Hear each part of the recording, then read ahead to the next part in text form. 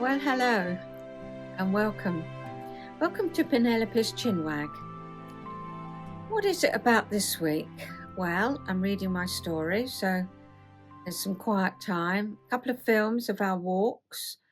I show you what was on my craft desk over last weekend and show you the progress I made on it. And I'm going to have a little chat with you now just to say hello. I think it's Wonderwall this weekend as this video goes out, and so I hope everybody is having a super time. I can't get there, it's just too far. I've always wanted to go, but hopefully this year I'll be going to Ali Pali, which is Alexandra Palace, which is where near I grew up, so I know it very well. But I used to go over there on a Sunday morning and play on the swings. But it's a good venue for crafting, and yes, it's a good one to go to, so we hope to go. I think it's the first week in October. I did want to talk about the ego states that I've been mentioning lately. I know some of you have really identified with those, and they have helped. So I've got 4 figures that represent the parent ego state in us. Let me see if I can explain. Here he is, the negative parent. That's the part of us when we hear should, ought, must, and it takes us right back to those times when maybe we were at school, or adults, any adults really, were saying what we shouldn't, what we ought, and what we must do. And we've heard it so many times before, and we hold on to that, and we don't need to. We can let that go. We can decide for ourselves. We're grown up. Imagine that, deciding for yourself. How marvellous. So should, ought, must, he can just stand on the table. Well, no, I'm not going to put him on the table. I'm popping him on the floor. That's the negative controlling parent. We have the positive controlling parent, and this is the benevolent one that we grew up with. It's the voice in our head that says, mind how we cross the road. I better clean my teeth. I didn't want to clean my teeth before I go to bed, but something. Oh yeah, clean them. Because you'll thank me in the end. Yes, not this one saying clean them. Terrible girl. This one says it'll do you good if you do. The one that really looks after us. Well, we can call him the controlling parent, but he really has got our best interests at heart, and so it's good to listen to him. Yeah, sometimes if I really want to do something, but I know I'm not up to it, I listen to the nurturing parent. And this is the positive nurturing parent. She says to me, how do you feel? What do you want to do? And today I wanted to have a chat with you. Yeah, we could have gone out for our walk early. We could have done this. I could have got the beds made. I could have done all manner of things that I should have done, but I wanted to talk with you. And so my positive note, let her hold me there, my positive nurturing parent, not the controlling one, the nurturing one, said, what do you want to do? I said, I fancy doing Chinwag. Okay, she said, have you got time? I said, I have. She said, well, do it. That's the voice I listen to. That voice of reason, of kindness. Now, last week we talked about the emotional purse, and a lot of you really resonated with that. And I suppose I looked in my emotional purse this morning, and had it been full up, we might have gone out. We might have gone out for a day. We were thinking of maybe going to visit a garden somewhere, or do you know what? I just didn't want to. I knew that would empty my purse, driving there, and it's not warm enough at the minute. So I decided, what did I want to do? I wanted to do Chinwag. That would put some money in my purse, having a chat with you. I enjoy it. So that's what I'm doing. But last week, again, we talked about if you need help to ask, and that's always a good thing, isn't it? I need a bit of help. I need to ask. But on the other hand, if you have this lovely nature, often people say, can you do this for me? Can you do that for me? Will you do this for me? Will you do that for me? And this is the negative nurturing parent. She always says yes. Oh, yes, I will. Yes, I will. I'll do it. Oh, I should. I need to. It would be quite wrong if I didn't. And she's the one we don't really want to listen to. Because if somebody says, can you do this for me? Can you help? The nurturing parent would say to me, well, can you? How much have you got in your emotional purse? Have you got time? Are you able to stretch yourself? If you help that person, can you make it up what you need to do? What's your energy levels like? So often things that we'd love to do all the time, we just haven't got enough in our emotional purse. And so our positive nurturing parent will say, well, take care of yourself. Ask yourself, sometimes we need to say, I'd love to help, but I just can't at the moment. It's just not possible for me. Is there someone else that might be able to help you? But when this one's employed, the negative nurturing parent, we feel we must always say yes. It would be quite wrong to say no. That relates back to thoughts, feelings and behaviours again that we learned in childhood from older people, from grown-ups. You should always help. It would be quite wrong not to. It'd be selfish if you didn't. But of course it wouldn't be selfish, because selfish means that you never help anyone, that you only do things to please yourself. And we're talking about, have you got enough in your emotional purse to be able to do it? So that's a good thing. Ask yourself. And then the emotional purse doesn't get depleted. We keep ourselves topped up. And it's rather like when we're on an aeroplane, isn't it? They say, first thing, you put the mask on and then you're able to help others. If you always give the mask to others, you haven't got enough for yourself. And so, yeah. Oh, there's the doorbell. I've got to go. I'll see you in a minute. Well, it was certainly something for Pete. I don't know what's in 2 big boxes, but I'll find out later. So that's something worth thinking about, because we did talk about asking for help and giving help, but we need to know we've got enough in our emotional purse to be able to do that. Otherwise, we'll land up not being able to say no, and that's clearly not selfish. Selfish is when we have 3 sweets and we eat them all ourselves and we know we could have shared them with our other 2 friends. That's selfish. This is called healthy self-care. Seeing what's in our emotional purse and being able to help others if we have enough to do so. Anyway, on that note, let's see what was on my crafting table last weekend.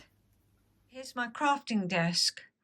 Just thought I'd show you what's on it and see what progress I make over this weekend. Along with each embroidery comes some beautiful silk ribbon. And I've decided to keep the ribbon as is. I've got to sew that on. And the spot it's going to go on, I haven't quite decided yet, but I'm going to definitely do that. My jumper that I'm knitting is coming along okay. I need to try it on and sort that out. This is the quilt for my daughter. She's asked for some lace from my mum's nightie to be sewn on there, as I did for Tommy's. And I'm going to put a piece from my wedding dress on there. I've decided I'm cutting up my wedding dress. I'll talk about that in a minute. So Tommy will have his great-nan's, bit of his great-nan's wedding dress and his great-great-nan's nightie. I'll show you that when it's done. I've got some chums keeping me company. George and Plop, the owl. They've been having a good old chinwag there. And PJ has come back from a fishing trip. He's caught some fish, popped it in his belt, and yeah. So they haven't got to know each other yet, but they will do. Then I've got these three made from my story. I'm going to decide what to do with that.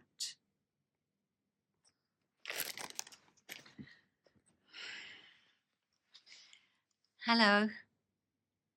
Her head is a bit wobbly, wibbly-wobbly. No, I've stuffed it, but I just, it's no good. So I've got to do something about that. I've got to do. So that's she's also got a cotton there. She gets played with, you see, gets thrown about. But that's, yes, I can't have her head doing that. So we're going to sort her out. So watch this space. Her friend's waiting for her. Yeah, they'll probably do a dance together later, won't you? Gorgeous girl. I'm going to cut some of this off and put it on the quilt. Just one.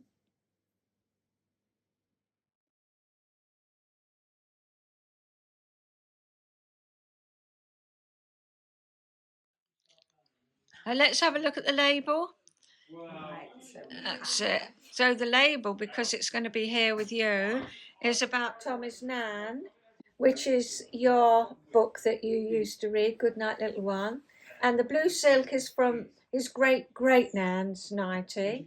And the white is from my wedding dress, his great Nan. Oh, and then his Because I'm his great Nan, aren't I? Oh dear, so it's a bit of a label. So guys, that's the quilt done. What shall we do next? Jumper, Maisie, embroideries, story. What do you think? Okay, I'll do Maisie. Right, I'll see you when she's done. She's got her lacy knickers on,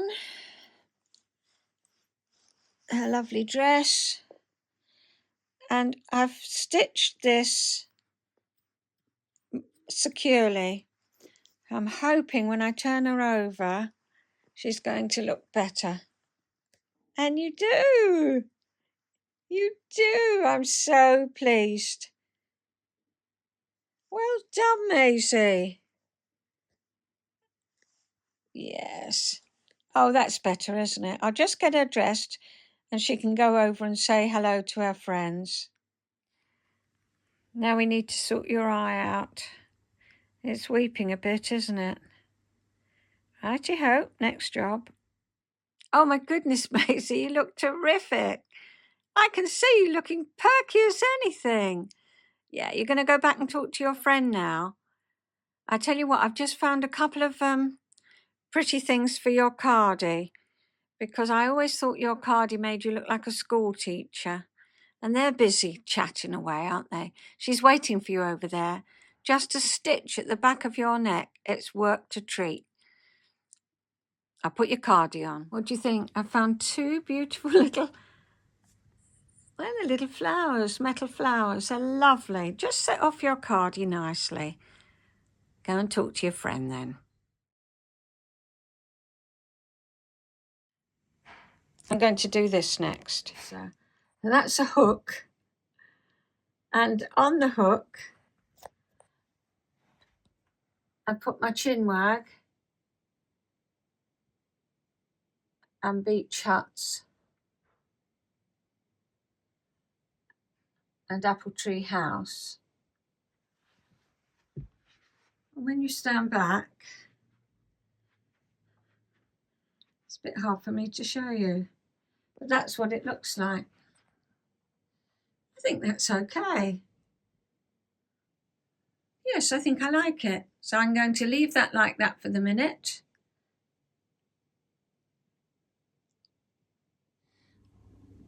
My bell pull is in the hall now. It's nice to be able to get up really close to it and see it.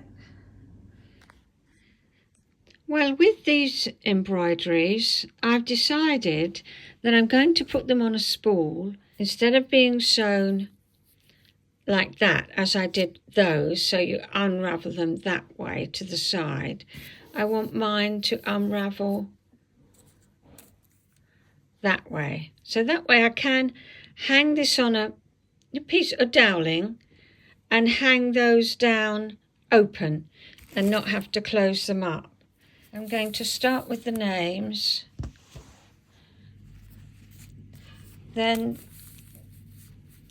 the portrait, well, can't call it a portrait, but you know what I mean, and then the lace, and then the others will follow on. So I'm going to sit down now. I can hear Pete doing the dinner, and I'm going to sit and sew those three together. It's Sunday morning. I'm in bed. Oh, it's lovely. And let me show you what's on my table. They're still having a chat. Things are a bit clearer. I managed to get a few things done yesterday, but today, and oh boy, did that stitch in the back of Maisie's head help. She's looking beautiful, and they've been chatting all night. If you can see hanging from my light there, I've got my weekly fabric diary that I make, those tags. So I do it on a Sunday, so I need to get that done today. I want to sort my sweater, and I've got a pair of Pete's socks to darn. When that's done, I've got a clear start. So I'll leave you with that view, and I'll show you what I've done tonight.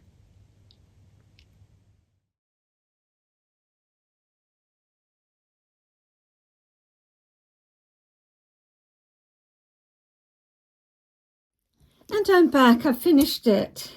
Here it is. I'll hopefully be wearing it on my vlog next time. It's quite late in the evening. Well, so there's the yoke. Oh, you can see that nicely. This is Robin's nest. And this is John Arbon. But I'll put on the screen the two yarns that I chose to do it in. The neck is, you know, the picot edge, as is the bottom, which gives a nice finish. I liked it. I liked it a lot. Very easy to do. You just knit down, then knit two together, yarn over, knit two together, yarn over, and then knit another 7 rows and sew it down. Not difficult at all.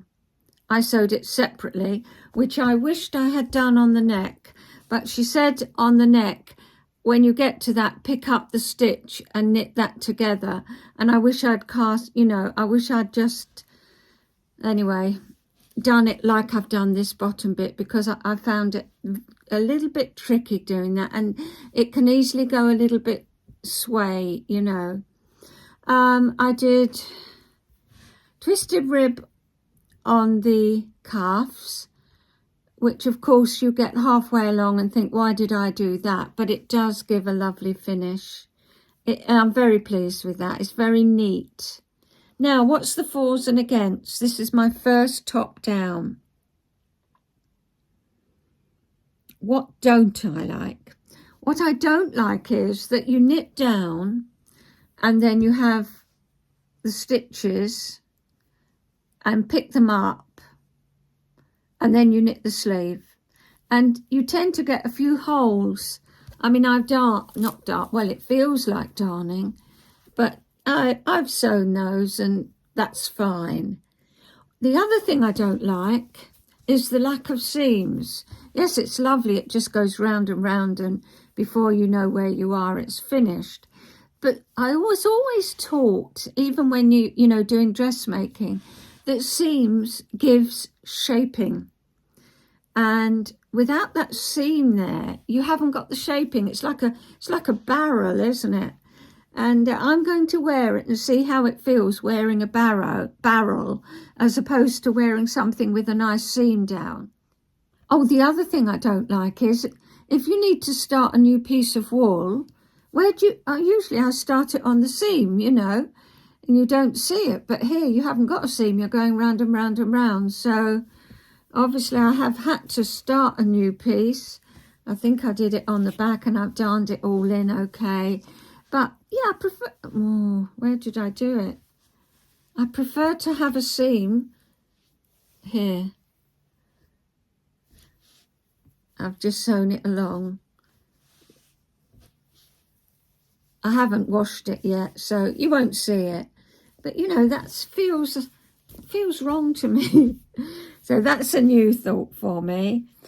And so holes under the arms, no place to start, and the lack of seams, yeah, for the shaping. But what I do like is you can try it on. I'll just get this. I've got these, they're only little bits of seemingly plastic tube, but they're unbelievable because your needle just fits in there and it stays in there. You slip all the stitches on and it's easy to come off too. It's quite phenomenal, which means you can put all the stitches on and try it on, which I did. And hopefully I've got the length right. And of course, when you're down to here, you can try that on, see if it fits and see if you like it. So I like the trying on aspect. What I did do was I did this sleeve perfectly, and very pleased I was. And you have a marker, and when you're leading up to the marker, slip, slip, knit. So you've decreased one, knit two together. So you're decreasing two. There's only about 5 decreases. Well, I did 5 because obviously I did a long sleeve. On this one, silly me, when I came to do the ribbing, I thought, what's going on here? I've got far too many stitches. And instead of decreasing, I'd increased because I'm used to increasing on a sleeve. I undid it and knit it up again, and it literally took me 2 hours to knit that sleeve. So it's very, very quick, very, very quick on, you know, 4 needles, double pointed, and before you know where you are, you've just knit a round tube and off you go. But of course you do need to do your decreasing, not increasing. So that's what I learned knitting this. Yeah, when are you going to turn around? Oh, all right, lovely, yeah. You got a scratch on this? Got what? A scratch on this? The hair, probably. Ah. Okay, that's Yeah, it. okay. Right. Lovely.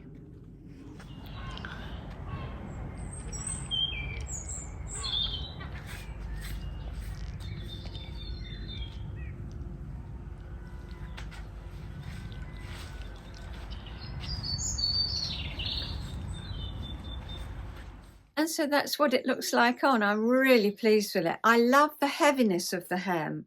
The picot edge. Let me stand up.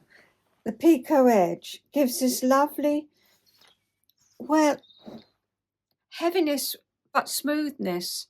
I absolutely love this pattern. I love the wool, John Arbon, and I should be knitting it again. So I thought you might like to see that. And so should we go off for a one of our walks? Yeah, I think it's round the block, the farm way. So I'll see you after that.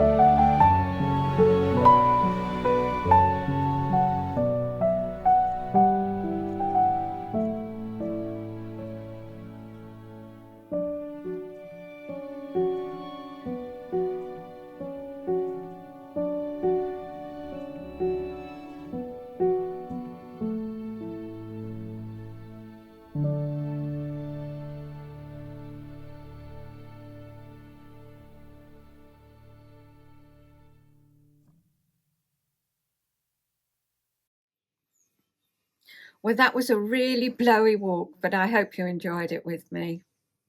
Those donkeys, they just won't budge if they don't want to. And so it's time for my story. We left it where Mum had, she just got married, and she was sitting on the stairs and she was weeping, missing her mum. So I'll carry on from there. Their married life began in 2 rooms at Highbury, North London. The front room was a bedroom with a single bed. Furniture was rationed and money was tight. The back room was tiny. There was a gas stove, an upright chair, and a shelf, but no sink. Dad put a Victorian vanity sink on the landing with a bucket underneath to catch the water. This had to be collected and emptied on the next landing down. They shared a downstairs toilet. Housing was very short as bombing had taken its toll. Coal was scarce too, which must have been awful in the freezing winter of 1946. They lived like this for 5 years. In 1946, Dad was called into the Air Force and was stationed near Norfolk, and so Mum was on her own for a couple of years. She was 20. Most women had their confinement at home, but Mum's GP trained at University College Hospital and wanted her to register there as their rooms weren't suitable for the birth. This well-funded London teaching hospital was no ordinary one, but as the National Health Service had started the year before, Mum was now entitled to attend. I was due early September 1949, and it was a surprise when at the beginning of August she went into labour. On the evening of Monday the 8th, after having been in labour alone since Sunday afternoon, I arrived and weighed a healthy 6 pounds 5 ounces and was 20 inches long. Strange to think of myself in inches.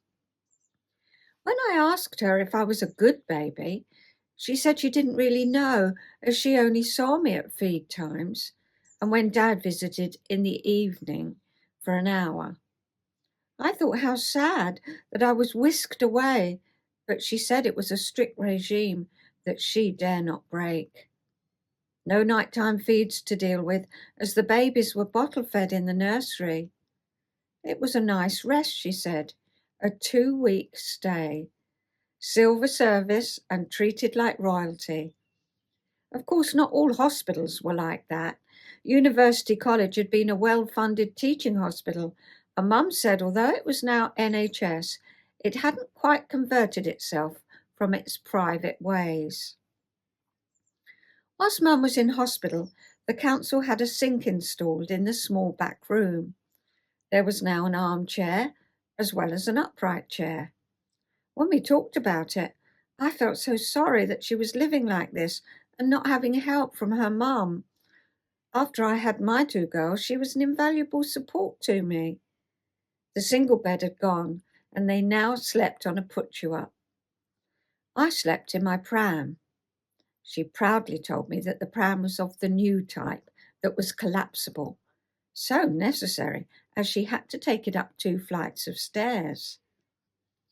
During lockdown, Mum and I had some super chats, which have become treasures to me.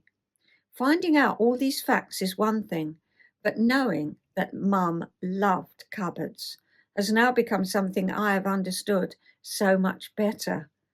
Living in those 2 small rooms for 5 years, and now with a baby, it must have been a challenge. Picking baby up was frowned on. When Mum was home, she often wanted to cuddle me, she said, but that wasn't thought best, so she didn't. She worried if I'd had enough milk and hired some scales and weighed me after every feed. It can't have been easy, hoiking the pram up the stairs, hanging the nappies out between the chimney pots, and Dad taking the washing to the local shop, which sent it to the laundry. It came back damp. No dryers in those days. They christened me Penelope Ann after a character in a book Dad had read. I've managed to buy a copy and can see why he liked the name. As well as describing Penelope, it puts you right amongst the beaches and people of Cornwall, a place he loved and visited time after time. My cousin Tony was born at about the same time, and Nanny wanted us to be christened together. Mum thought this was a good idea, but Dad didn't have a faith. He felt it was a decision to be made when you were old enough to decide for yourself. Finally, it went ahead, and he attended, but didn't take part. Mum and Dad kept a baby record book for me, and I have read that I first crawled at 8 months, but not in the conventional way. I sat on my bottom and shuffled around, and by the time I was a year old, I was toddling. My first word was at 9 months, Dada, and I enjoyed playing with beads in a jar. A far cry from today's industry of baby toys. Reading the baby book is lovely. I remember looking at it when growing up and feeling proud that I had a book about me. Dad wrote it up, and looking at his handwriting, explaining what I did and said, means a lot. When writing about Mum and Dad, I find I often use the word progressive, and for a man to write up a baby book in the early 50s, well, I think it was. Upstairs rooms came available to rent in Naunton Road, which joined Dagenham Road, where Nan and Grandad lived. Mum and Dad still shared their bedroom with me, but now they had a double bed, a sitting room, and another small room served as their bathroom and kitchen. The bath had a removable board which doubled up as a kitchen work surface. Wasn't that a faff wanting a bath, Mum? I asked. No, she replied. That was luxury. Mum's dad had remarried in 1946, and so she didn't mind the move from North to East London. However, in March 1951, Richard, or Dick as he was known, died. I don't remember him, but Mum says he loved spending time with me. They weren't in Naunton Road too long. Mum said she loved living there, just down the road from Nanny and Dad's sisters, Anne and Joyce. They often went shopping together, and as Anne was only 10 years older than me, we played together. I'll leave it there for this week, and we'll start next time on another move. So thanks for listening. I'm aware that I have started the book many episodes ago, but I didn't carry on with it because there was this feeling inside of me, people won't be interested. And I think as well, because I was chatting to Mom so much, doing her vlogs, I just thought I can't read the story and chat to Mom. And I've been able to add a bit into my story from when I first wrote it because I spoke to Mom. So this time I intend carrying on if you're enjoying it. If not, I quite understand. There are timestamps along the bottom. Well, it's time to say goodbye now, and I'm going to leave you with a walk into town. Thanks so much for joining me. Thanks for listening. And, well, you make it all possible. Without you, I wouldn't be here doing these vlogs. So, yeah, a big heartfelt thank you. And thank you for all your comments. They mean so much. And I'm getting to know some of you quite well. So I'll see you next time and enjoy the walk. Bye-bye.